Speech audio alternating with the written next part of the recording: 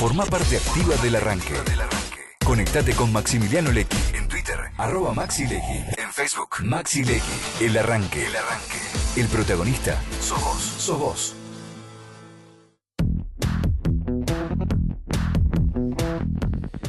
Juan Bruch es economista, representa o es director de la Fundación Fiel, y estuvimos toda la mañana hablando de lo que fue el acuerdo con el Fondo Monetario Internacional, y de hecho los medios lo venimos analizando. Algunos dicen que tenemos que esperar un poco más en detenimiento el detalle de la letra chica. Sin embargo, esto Juan nos va a poder decir si es así, si no es así, si ya podemos tener una dimensión acabada de lo que es este acuerdo, que ayer el ministro Duhovne lo analizó como un buen acuerdo para la Argentina. Buen día, Juan, ¿cómo estás? Muy bien, muchas gracias por la invitación. Gracias por venir a Radio Sónica. Por favor, gracias. ¿Cómo considerás que es el acuerdo con el Fondo Monetario Internacional, basándonos fundamentalmente en lo que nos prestarían en un acuerdo stand-by, que son 50.000 millones de dólares? Mira, Argentina tiene una situación compleja. Decidió en su momento tratar de ajustar las cuentas públicas. Tenía un déficit superior a 6 puntos del PBI. Se planteó converger en 6 años al equilibrio. Eso requería que durante todos esos 6 años hubiera mucho financiamiento como para poder aguantar ese déficit. En algún momento se sabía que eso podía cortarse y efectivamente se cortó. En abril de este año, los flujos de capitales a países emergentes se cortaron. De América Latina salió mucha plata. Y Argentina era un país muy expuesto, muy vulnerable, ¿no? ¿Por qué? Porque básicamente tenía mucho déficit y tenía que depender de la entrada de capitales. Bueno, entonces lo que teníamos que hacer ya en mayo era conseguir un salvavidas, es decir, un salvataje de alguien que te ponga la plata para no entrar en una situación muy complicada. Y además del salvataje, lo que necesitabas era armar un programa de ajuste mucho más rápido, es decir, converger al equilibrio mucho más rápido de lo que venías. Equilibrio significa, para evitar justamente ese financiamiento. Bueno, para evitar el financiamiento, para no tener que financiarte afuera, sino tener el equilibrio presupuestario, y no tener que hacer ajustes dramáticos de corto plazo que se te producen cuando vos te quedaste pedaleando en el aire. Esa es la situación cuando se te corta el financiamiento. Así que el acuerdo con el fondo era necesario. Un acuerdo de 50.000 millones es una buena noticia desde el punto de vista de la magnitud que hay. El acuerdo sabemos que plantea cuestiones fiscales porque aparte del salvataje necesitas hacer ir al equilibrio más rápido, y ahí se han puesto metas. Las metas en principio parecen que se pueden cumplir porque son metas que dependen mucho del propio gobierno central tomar la decisión, es decir, reducir el financiamiento discrecional a provincias, seguir con los ajustes tarifarios, reducir el gasto de capital, etcétera. Es decir, todas las medidas son factibles. ¿La palabra ir al equilibrio Sí. implica ajuste? Por supuesto que sí. No te gusta la palabra ajuste, la cambiamos, pero de cualquier forma la cuestión es así. Yo Te lo gasto pregunto más para sí. que la gente lo Sí, sepa. es bueno que lo sepamos. Es decir, básicamente estamos gastando más de la plata que tenemos. Esa diferencia, hasta ahora, uno iba al mercado a pedirla, la diferencia esa. Ahora, en lugar de ir al mercado, tenemos el fondo que pone la plata.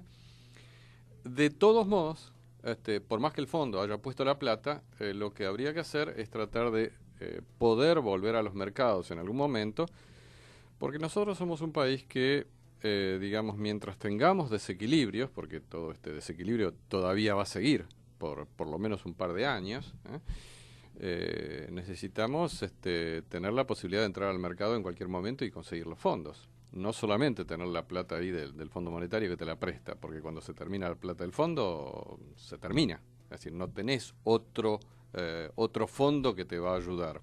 Así que vos tenés que hacer las cosas que tenés que hacer y además tenés que tratar de volver a los mercados internacionales, lo cual es bien complicado en un escenario mundial donde se empieza a complicar Brasil. En cualquier momento se complica Sudáfrica, te cuento, ya se complicó Turquía. O sea, tenemos mercados emergentes muy complicados que te pueden introducir mucho ruido en los mercados para ir a buscar plata, buscar plata para financiarte. Este monto de 50.000 millones de dólares, y según el plan y lo que nos estás contando, alcanzaría o al menos estabilizaría la Argentina hasta el 2020, es decir, hasta llegar al equilibrio fiscal. Mira, yo creo que debería alcanzar para por lo menos 2021, porque, digamos, vos tenés que pensar que primero es un acuerdo de 3 años, 19, 20, 21. Ujú. Segundo, que no te podés gastar la plata todo el primer día, porque si te la gastaste en el día 2020, cuando llega el 2020, estás sin plata, Ujú. tenés un problema. Tercero, porque como yo te comentaba, vos tenés que utilizar estos fondos en la medida que no consigas financiamiento voluntario hacia la Argentina. Hay que pensar que Argentina, digamos, tiene estos desequilibrios fiscales desde hace mucho tiempo y por lo tanto tiene que recurrir a los mercados internacionales para financiarse. Internacionales o mercado doméstico de deuda, Sí, pero o emitir pesos. bueno, la alternativa de emitir pesos no es una muy buena idea porque te genera mucha inflación. Entonces vos te conviene tomar deuda. Así que vos tenés que, digamos, volver a los mercados internacionales. Esto te debería alcanzar para el 2019, el 2020 y eventualmente el 2021. Ezequiel.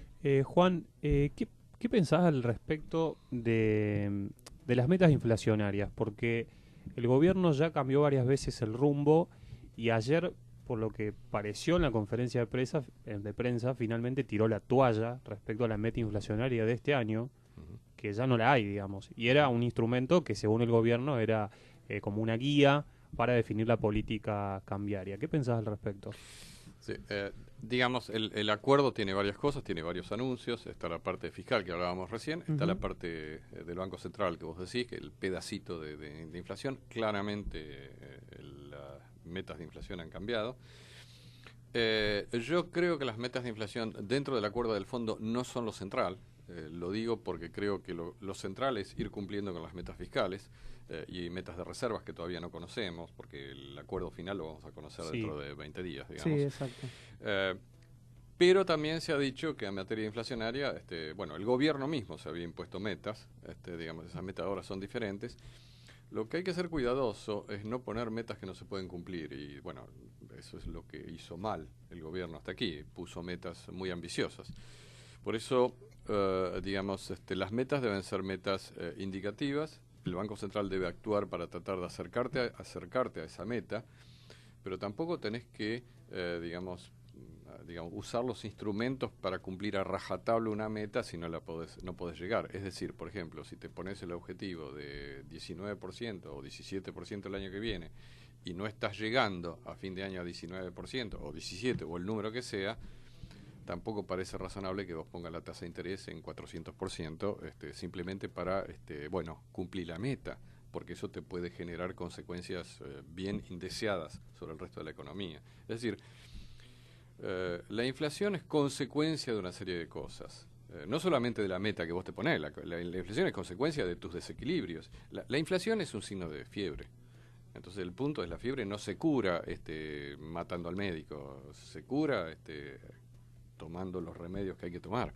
Y uno de los remedios es el tema fiscal, ¿no? ¿Y qué pensás al respecto de uno de los, digamos, de los condicionamientos que ha puesto el FMI, que es la libre flotación del dólar? ¿Cómo va a repercutir esto en la economía argentina? Hoy, por ejemplo, ya tenemos un dólar a la venta en 26 pesos, estamos viendo ahora en vivo. Sí, bueno, era de esperar que si vos lo que estabas haciendo era sosteniendo el dólar, vendiendo dólares, o sea, estabas vendiendo todos los días, ayer se vendieron casi 500 millones de dólares por parte del Banco Nación, si vos dejas de vender masivamente para sostener al dólar, el dólar eventualmente puede subir.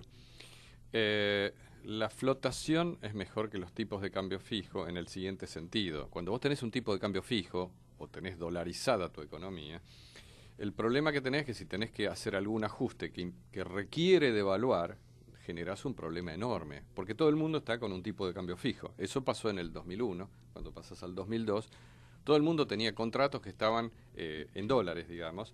Entonces, a vos te pasaban de 1 a 2 o de 1 a 4, como pasó, y vos te quedabas otra vez pedaleando en el aire porque tus ingresos venían a 1 y tus deudas venían a 4. Entonces, tipos de cambio fijos son complicados en general. Es mejor tener tipos de cambio flotante. El mundo emergente tiene cambio flotante, eso es en general. Sí. Hay muy pocos que tienen tipos de cambio fijo. Yo diría, podés tener tipo de cambio fijo si estás en Europa, que estás dentro de la Comunidad Europea. Entonces, bueno, allí tenés el respaldo del gran hermano y entonces, bueno, ahí te pueden ayudar cuando tenés un problema. Sí, como le pasó a Grecia. Como le pasó a Grecia, que tuvo sus problemas, pero no podía devaluar. Y ahí el problema, ¿no?, que hablan todos los economistas, no sé, preguntarte si vos considerás lo mismo, es que tal vez Argentina tiene una concepción distinta respecto al dólar, o el argentino tiene una concepción distinta respecto al dólar, y muchas veces pasa que cuando el dólar fluctúa libremente y aumenta, obviamente se traslada inflación, y en definitiva eso después hace que los bolsillos se achiquen bastante. Bueno, eso definitivamente es así, pero eso es porque la economía es bimonetaria. Argentina ha tenido una enorme volatilidad de precios, de inflación. Es decir, Argentina no es lo mismo que los demás. Ha tenido mucha inflación. O sea, nosotros somos un país que tenemos, ya te lo han dicho 20 veces, de que Argentina es 10 elevado a la 13 ceros. O sea, le tenés que poner 13 ceros, 14 ceros si te pones en el año 1930, 40. Es decir, cuando vos tenés una inflación que es desbocada a lo largo de tu historia, vos tratás de recurrir, vos quiero decir el taxista, el ama de casa, el empresario, quien sea, trata de recurrir a una moneda que no sea tan volátil. Y bueno, tenés varias monedas para elegir, pero el dólar es el de mayor circulación. Entonces, finalmente en Argentina uno mira un poco los pesos y un poco los dólares. Por eso, cuando el precio del dólar sube, o sea, cuando se devalúa, y bueno, la gente también mira en dólares. No solamente es porque vos comprás y vendés en dólares en el mundo, sino porque tus activos vos los medís de alguna forma los medís en dólares. Eso va a pasar y va a ser así mientras vos tengas alta inflación. Chile era igual, pero Chile tiene hoy una economía más estable, entonces, bueno, cuando hay una devaluación no le pega tanto la inflación. Lo mismo pasa en Uruguay, lo mismo pasa en Brasil. Analía. Sí, me gustaría usar un lenguaje más colonial, más que todo para que la gente nos entienda. ¿Puede haber ajuste y crecimiento a la vez? Porque sabemos que los fondos del FMI no es para, por ejemplo, bajar el déficit de la balanza comercial, que se fue a las nubes, 30.000 millones, sino que es para pagar capital e intereses. Entonces, así de esta forma, ¿cómo vamos a crecer?